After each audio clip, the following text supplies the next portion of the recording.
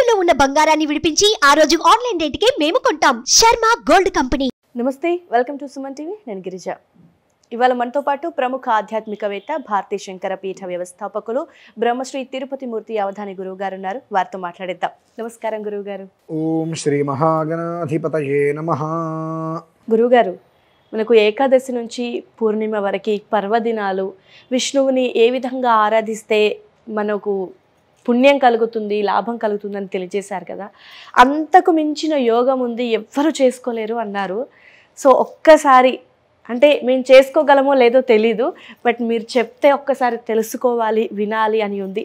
So ప్రేక్షకుల కోసం ఒక్కసారి తెలియజేస్తారా మరొక విధానాన్ని? తప్పకుండా. ఇది ఆమూలాగ్రంగా పూర్వంగా యోగ్యకరమైనది. ఖచ్చితంగా ఆచరించడానికి మన జీవితం సరిపోదు. ఎప్పుడో చేయటం వేరు. మాసక్రమంలో అది కనీసం ఒక్క విధానాన్నైనా అనుసరించడం అనేటువంటిది సామాన్యమైన విషయం అయితే కాదు. అది చేయగలిగితే బహుశా ఈశ్వర రూపము విష్ణువంశం ఆ మనిషి. వ్యాసాయ విష్ణు రూప అయినట్టుగా ఈశ్వర అంశగా మనిషి జన్మించాడు కాబట్టే తరించగలిగాడు, లేదా విష్ణువంశగా మనిషి జన్మించబట్టే తరింపగలిగాడు అనేటువంటి ఒక యోగం మాత్రం అతనికి చరిత్రలో చిరస్థాయిగా భగవంతుడి యొక్క మనస్సులో ముద్రిస్తారు. మన మనసులో కాదండి, భగవంతుడు ఆయన మనసులో ముద్రించుకుంటాడు ఆ మనిషి గురించి. మనకు శక్తిపీఠాలు ఉన్నాయండి. మొత్తం ఎన్ని ఉన్నాయి? 18 మనకు తెలిసి. అంతకు మించి తెలిసింది 108. 60,000 శక్తిపీఠాలు ఉన్నాయి. ఎన్నమ్మా? 60,000 శక్తిపీఠాలు. అందులో అద్వితీయంగా యోగాన్నిచ్చి ఈ 3 శక్తిపీఠాలను దర్శిస్తే చాలు, ఇక దేన్ని దర్శించక్కర్లేదు, మనిషి ఆజన్మాంతము పుణ్యాత్ముడు అయిపోతాడు అనుకునేటువంటివి ఓడ్యాన పీఠం, జలంధర పీఠం, కంచిపీఠం, కామాక్షి పీఠం. ఈ మూడు చాలామందికి అంటే నిత్యము కూడా శ్రీచక్రార్చనలు, పీఠార్చనలు, లింగార్చనలు చేసేటువంటి వారికి ఉంటుంది, కానీ తెలుస్తాయి. నిగూఢం తెలియడం కష్టం. అంటే ఇప్పుడు నేను పీఠార్చన చేసేటప్పుడు ఆ పీఠార్చనలో జలంధర పీఠం పూజయామి, జలంధర పీఠోపనాథం పూజయామి, జలంధర పీఠమాంబాం శ్రీ పాదుకాం పూజయామి అనుస్తుంది. అలానే ఓడ్యాన పీఠం పూజయామి, ఓడ్యాన పీఠోపనాథం పూజయామి, ఓడ్యాన పీఠమాంబాం శ్రీ పాదుకాం పూజయామి అని వస్తుంది. ఇక మూడోది కామకోటి పీఠం పూజయామి, కామకోటి పీఠోపనాథం పూజయామి, కామకోటి పీఠమాంబాం శ్రీ పాదుకాం పూజయామి అని వస్తుంది. ఈ 3 ఎందుకు వస్తున్నాయి, మిగిలినవి ఎందుకు రావట్లా అనేటువంటి దాన్ని గురించి చాలా పరిపూర్ణంగా లోపలికి వెళ్ళా. ఓడ్యాన పీఠ నిలయ బిందు మండలవాసిని అని మనకు లలితా సహస్రనామంలో చెప్పబడింది. పౌర్ణమి లోపు, మార్గశిర మాసం అయ్యేలోపు ఓడ్యాన పీఠం, జలంధర పీఠం, కామకోటి పీఠం చూశారా, తరించేస్తారు. 3 చూడాలి. మార్గశిర మాసం అయ్యేలోపు ప్రాథమికంగా ఓడ్యాన పీఠం, ఆ ఓడ్యాన పీఠానికి వెళ్ళి బిందు మండలవాసిని అంటారు కాబట్టి అక్కడనే ఉండి పారాయణ చేసుకొని, తామర గింజలతో కొంత విశేషమైన ప్రక్రియ ఉంటుంది, అది చేసుకొని ఆ తామర గింజల్ని మన ఇంట్లో మొక్క నీళ్ళలో వేసేస్తావి, చక్కగా పుష్పాలు వికసిస్తాయి. ఆ విధానంగా ఓడ్యాన పీఠం అనేటువంటిది పౌర్ణమిలోపు వెళ్ళి వచ్చి జలంధర పీఠాన్ని వెంటనే దర్శించుకున్నా, దర్శించుకోలేకపోయినా కామకోటి పీఠాన్ని 2 దర్శించుకోగలిగి, నీకు నిజంగా యోగం ఉంది, ₹1 పోతే పోయింది అనుకున్నావా, ఓడ్యాన పీఠము, జలంధర పీఠము, కామకోటి పీఠం 3 పీఠాలు కనుక ఈ మార్గశిర మాసంలో దర్శించుకుంటే భగవంతుడి యొక్క మనస్సులో నీ యొక్క రూపం చిరస్థాయిగా నిలిచిపోతుంది. First of all. సెకండ్, కనీసం పౌర్ణమి నాటికి ఓడ్యాన పీఠం అనేటువంటిది దర్శించుకోగలిగావా, అదృష్టవంతుడి అవుతావు. ఎన్నో రకాలైనటువంటి యోగాలు మనం ఎక్కడ కూర్చుంటే అక్కడికి వెతుక్కుంటూ వస్తాయమ్మా. యోగం అంటే మీకు చిన్నగా చెప్తా. మనం రామాయణానికి వెళ్ళాలి. ఇప్పుడు విశ్వామిత్ర మహర్షి సభలోకి వస్తాడు. దశరథ మహారాజు సింహాసనం మీద కూర్చొని ఉంటాడు. దశరథ మహారాజా, మీ జాతకాన్ని అనుసరించి మీకు దారిద్ర్యం పట్టబోతుంది అంటాడు. అంటే దశరథ మహారాజు ఏమంటాడు, మహర్షి నేను మహారాజుని, నాకు దారిద్ర్యం పట్టడం ఏంటి, అయినా నేను జాతకాన్ని నమ్మను, నాకు యోగం ఉంది, యోగాన్ని అనుసరించి నేను నడుస్తా అంటే, లేదు మహారాజా చాలా కఠినమైన దరిద్రం మీరు అనుభవించబోతున్నారు అంటే, సరే మహర్షి ఆ దరిద్రం ఎలా ఉంటుందో మీరు నాకు చూపించగలరా అంటాడు. అదే దరిద్రం. దరిద్రం ఎలా ఉంటుందో చూపించామంట.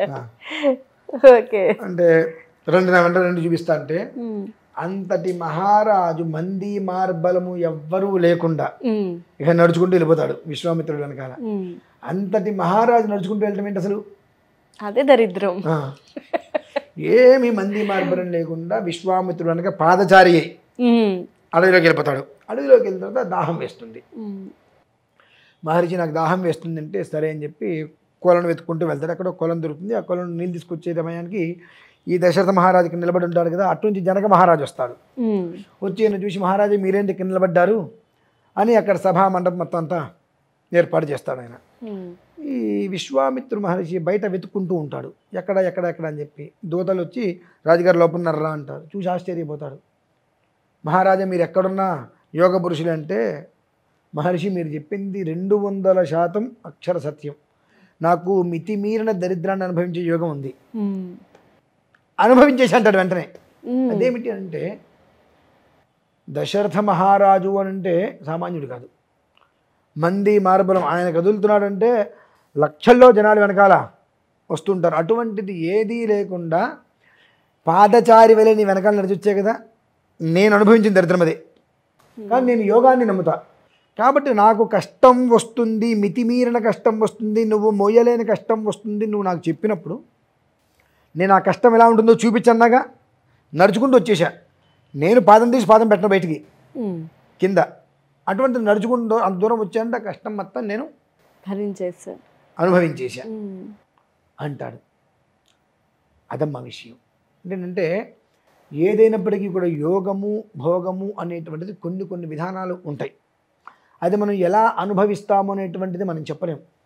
ఇటువంటి కొన్ని కొన్ని శక్తిపీఠ దర్శనాలు అయినప్పుడు ఆ యోగం అనేటువంటిది మనకున్నటువంటి దుర్యోగాల్ని హరింపవేస్తుంది. అంటే ఎంతటి దారిద్ర్య రేఖ నుంచి అయినప్పటికీ కూడా మనల్ని పూర్తిగా దూరం చేసేస్తుంది. అంతటి యోగం అనేటువంటిది ఈ జలంధర పీఠం కావచ్చు, ఉద్యాన పీఠం కావచ్చు, కామాక్షి పీఠం, ఈ 3 పీఠాలని దర్శించుకుంటే 60,000 పీఠాలలో ఈ 3 పీఠాలని దర్శించుకుంటే మిగిలినటువంటి 59,997 పీఠాలను దర్శించుకున్నట్టు పుణ్య ఫలం చేతిలోకి వచ్చిపడుతుంది. ఇక ఆ జన్మాంతం తనకి దరిద్రం ఎక్కడ ఉంటుంది? ఆ రేఖ పరిసరాలు కూడా వెళ్ళదు కదా. అంతటి యోగం అనేటువంటిది ఎంతమందికి లభ్యం కావాలమ్మా? ఆ మార్గశిర మాసమునందు 3 పీఠాలని దర్శించుకున్నటువంటి సామాన్యమా? కష్టం. ఒక పీఠాన్ని దర్శించుకోవడానికే కష్టం. ఆ పీఠాన్ని దర్శించుకోవడమే కాదు, ఉద్యాన పీఠానికి వెళ్ళినప్పుడు అక్కడ తామర గింజలతో కొన్ని విధానాలను అనుసరిస్తూ లలితా సహస్రనామ పారాయణ చేసి తీరవలసింది. లలితా సహస్రనామ పారాయణ చేసి తీరవలసిందే. అనంతరం విష్ణు సహస్రనామ పారాయణ చేసి తీరవలసిందే. 3 కూడా అది ఒక యోగం. పౌర్ణమి నాటికి కనీసం ఉద్యాన పీఠం వెళ్ళి వచ్చావా, సగానికి సగమైనటువంటి ఇబ్బందులు జీవితం నుంచి తొలగిపోతాయి, ఎప్పటికీ రావు. అంతటి యోగకరమైనటువంటిది ఈ యొక్క పీఠత్రయ దర్శనం. మార్గశిర మాసంలో ఎంతమందికి యోగం వస్తుంది? ఆయన యోగం ఉంటే నేనైతే వెళ్దాం అనుకుంటున్నా రోజుకి ఉద్యాన పీఠం వెళ్ళి ఉద్యాన పీఠంలో అమ్మవారిని దర్శించుకొని ఆ బిందు మండల వాసిని అక్కడ ఆరాధన చేసుకొని ఈ పారాయణలు పూర్తి చేసుకొని మళ్ళీ అక్కడి నుంచి రిటర్న్ 17-18 లోపు కంచి వెళ్ళి దర్శనం చేసుకొని మళ్ళీ హైదరాబాద్ రావాలి. అది అమ్మవారు ఎలా కరుణిస్తుందో నాకేం తెలియదమ్మా. ఒక యోగం ఉండాలి, నుదుటి మీద 100 రకాల గీతలు ఉండాలి, ఒక గీత కాదు. నువ్వు వెళ్తావు నీకు దర్శనం అవుతుంది, నువ్వు వెళ్తావు నీకు దర్శనం అవుతుంది, 100 రకాల గీతలు కనుక మనకుంటే అప్పుడు మనం ఏదైనా దర్శనం చేసుకోగలం. దానికైతే నేను సర్వదా శతధ సహస్రధ అనేకధ అపరిమితధ పారాయణ ప్రయత్నం చేస్తున్నా. ఈ 8 పారాయణలు విష్ణు సహస్రనామ పారాయణ చేసేసి అందించేసేసి వెంటనే ఏకాదశి నుంచి పౌర్ణమి లోపు అనుకున్నాం కదా, ఆ ఏకాదశి నాటికే బయలుదేరేసేసి అయితే బైరోడు కారులో వెళ్ళిపోదామని, లేదంటే ఫ్లైట్ అయినా సరే వెళ్ళిపోయి ఉద్యాన పీఠం దర్శించుకొని కుదిరింది కామకోట పీఠం కూడా పౌర్ణమిలోపు దర్శించుకొని నేను రాగలగాలి. మళ్ళీ భగవంతుడిని గ్రహిస్తే 3 చూస్తా, లేదంటే 2 చూసి నేను వచ్చి అమావాస్యగా ఇంకొకటి చూసే ప్రయత్నం చేయాలనేటువంటిది నా సంకల్పం. నలుగురు వస్తే నలుగురితో పాటు ఒక విధానాన్ని అనుసరించి నేను వెళ్ళొచ్చు. నేను ఒక్కరిని అనుకుంటే నా కారు వేసుకుంటాను, దారిని వెళ్ళిపోతాను, ఎక్కడికి వెళ్తున్నా ఎవరు అడగరు. ఎందుకు ఎట్లా అయినా వెళ్ళొచ్చు, నా ఇష్టానుసారం వెళ్ళొచ్చు, ఒక చోట ఆగచ్చు, చూసుకోవచ్చు, నా విధానం పూర్తి చేసుకోవచ్చు, ఎక్కడి జట్టు వెళ్ళొచ్చు, తినొచ్చు. నలుగురు కలిసి వచ్చారనుకోండి, కారులో వెళ్తే ఒక్కొక్కరితో ఒక్కొక్క రకంగా ఉంటుంది, ఇబ్బంది పడతాయి. లేదండి మేమన్నీ సిద్ధం ఏదైతే అవుతుంది, మేము దర్శనానికి వస్తున్నాం అన్నారు అనుకోండి, అయితే మాతో పాటు కారులో వచ్చేస్తారు, లేదంటే ఫ్లైట్లో తీసుకెళ్ళిపోతాం. ఎలా అయినా సరే ఏకాదశి నుంచి పౌర్ణమిలోపు ఈ విష్ణు సహస్రనామ పారాయణ అనేటువంటిది 8 సార్లు కూడా అందరూ వినేటట్టుగా అందరికీ అందించే ప్రయత్నం పూర్తి చేసి ఏకాదశి నుంచి పౌర్ణమిలోపు ఓడ్యాన పీఠము కామకోటి పీఠం 2 దర్శనం చేసుకోవాలి అనేటువంటిది ఒక సంకల్పం. అది సంకల్పం చేసుకోగలిగితే ఈ నా జన్మ ధన్యమైందని నేనైతే భావిస్తానమ్మా. ఎవరైతే వస్తారో వారందరూ ఒక జన్మ ధన్యం అనేటువంటిది నేను పరిపూర్ణంగా అనుకోగలను. అంత శక్తి యోగవంతమైనటువంటిది. మొన్న కేదార్నాథ్ వెళ్ళాలనుకున్నానండి, చాలా ఆటంకాలు వచ్చాయి, వెళ్ళిపోయా. ఏదైతే అది అవుతుంది అనుకున్నా, ఆ గుర్రం ఎక్కాను, పైకి ఎక్కేసాను, పైకి ఎక్కిన తర్వాత వెంటనే కిందకి దిగుతాను. 3 రోజులు ఆయన అక్కడ అట్టి పెట్టేసుకున్నాను నన్ను, 3 రోజులు కొండ మీద అట్టి పెట్టేసుకున్నాను నన్ను. ప్రతి క్షణం వర్షం, శ్వాస ఆడదు సరిగ్గా, రూముల్లో వెళ్ళంత చలి, నీళ్లు తాగలేం. స్నానం చేయాలంటే వాళ్ళు ఇంత బకెట్ నీళ్ళు ఇస్తారు, ఇంత బకెట్ ఉంటుంది, 100 రూపాయలు నీళ్ళు. అది వాడిచ్చిన చోటుని తీసుకుని బాత్రూమ్కి వచ్చేటికి చల్లబడిపోతాయి. నార్మల్గా ఒక వాటర్ బాటిల్ కొనాలంటే 100 రూపాయలు, నీళ్లు తాగలేము, గడ్డగట్టేసే చలి. ఏదైతే అవుతుందో అనుకునే వెళ్ళాము. 3 రోజులు స్వామివారు 3 నిద్రలు చేయించుకున్నాడు అక్కడ, సునాయాసంగా తిప్పంపించాడు. అంటే సంకల్ప బలంలో లోపం లేకపోతే తీసుకెళ్తాడమ్మ ఆయన. మేము వెళ్తుంటే ఖచ్చితంగా మాకు 250 అడుగుల ముందు పర్వతం మించి రాళ్ళుకి జారి కింద పడ్డాయండి. పెద్ద పెద్ద రాళ్ళు, చాలా పెద్ద పెద్దవి, ఎంతెంత పైకి ఎగిరి కింద పడ్డాయంటే భయాలు వేసినాయి.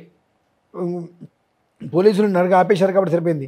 కాస్త ముందుకెళ్తే మా పరిస్థితి ఏంటో అనిపించింది. అంతంత పెద్ద రాళ్ళు పర్వతం మించి కింద పడ్డాయి. ఒక అరగంట ఆపేశారు. అదే రెడ్డి మళ్ళీ వెళ్ళాం. ఏదైతే అది అవుతుంది అనుకున్నాం, దర్శనం చేసుకుని వచ్చాం. అంటే సంకల్పం ఉండాలి.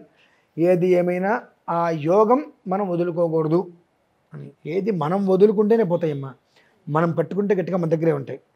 మనం అక్కర్లేనివి, ఉపయోగం లేనివి, పాపాన్ని తీసుకొచ్చేటువంటివి, తాగి తందనాలు ఆడటానికి, మత్తులో మునిగి తేలడానికి మాత్రం డబ్బు ఎంతైనా ఖర్చు పెడతాం, ఎంతైనా సమయాన్ని కేటాయిస్తాం.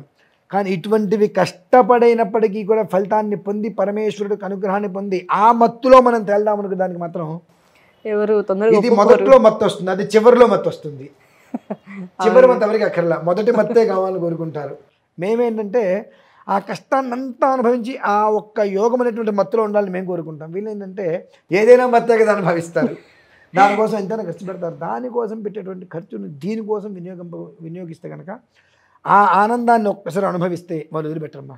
అంత తీయగా ఉంటుంది అది విషయం. అయితే నిజంగా గురుగారు, మార్గశిర మాసం ప్రాముఖ్యత ఏంటి, అసలు ఎంత గొప్పగా ఉంటుంది, విష్ణువుని ఏ విధంగా ఆరాధిస్తే మనకు సకల శుభాలు కలుగుతాయి అనేది విషయాన్ని చాలా చక్కగా తెలియజేశారు గురువుగారు. ధన్యవాదాలు.